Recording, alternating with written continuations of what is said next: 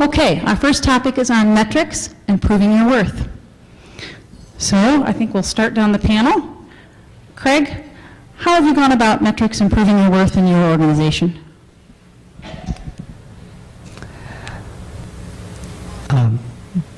One metric you'll notice was on the slide you displayed during the introduction.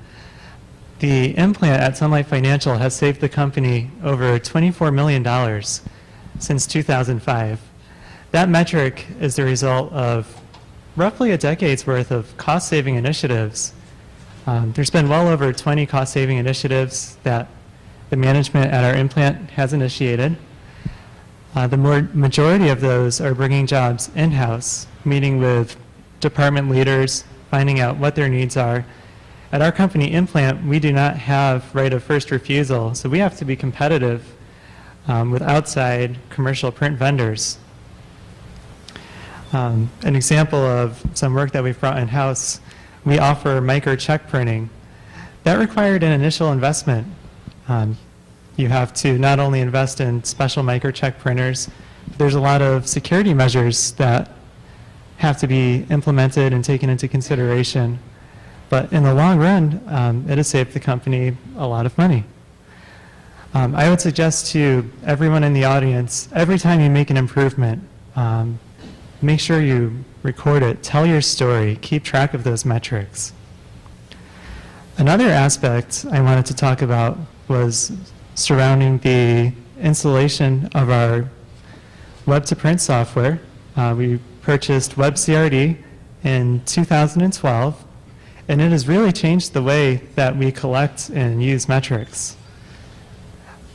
Before we had web-to-print software, we were an email-based workflow.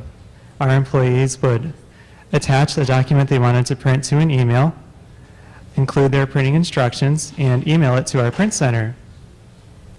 After we were finished printing, we would take the information from that email, as well as quantity information from the job, and enter it into an Access database. It was very labor-intensive. Oftentimes during peak periods, we're very busy. We don't have time to enter the chargeback data after every job. They would kind of pile up. We'd enter it maybe once a week. And once we installed the web-to-print software, we were able to automate all the collection of that data. Every order that a customer submits comes through with quantity data, color, black and white data, all kinds of data points we can capture, what department the customer is from. And we can run new reports. We have new data points we weren't able to capture before. The main data points we tracked through our Access database were number of impressions, number of orders, and cost per order. We're able to add new data points such as number of items per order.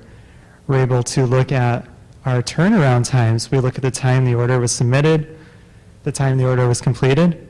Are we meeting our service level agreements?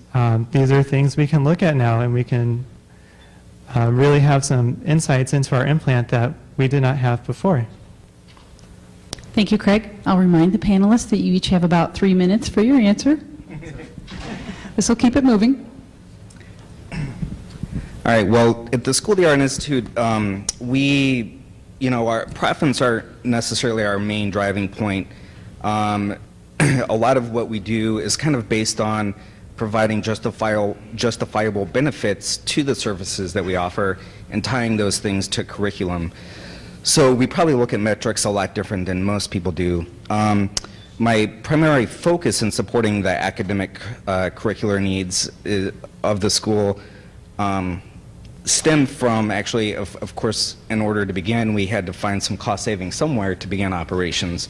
So initially, those cost savings came from looking at, 70 or so plus departments that all had the individual copy lease, maybe just varying cost per copy chargebacks, things like that. So we were able to go and consolidate all of those into a singular lease and take those cost savings and provide an in-plant kind of copy print service center. After a couple of years of that, we started to expand services to support the curricular needs of our visual communications department in a few other areas and started providing archival wide format inkjet printing, basically that quickly became the bulk of our business.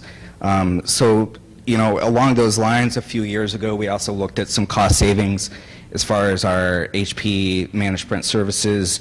At the time, we had no managed print services on our fleet, so, you know, we calculated we could have some huge cost savings there and provide better service to our clients. I guess the point I'm trying to get at is really, for us, we like to think beyond the metrics, and the Art Institute of Chicago is known as an interdisciplinary school. In our curriculum, we support all of our students no matter what they want to do. So unlike a lot of other institutions, our facilities are open to the entire community, and that includes alumni as well.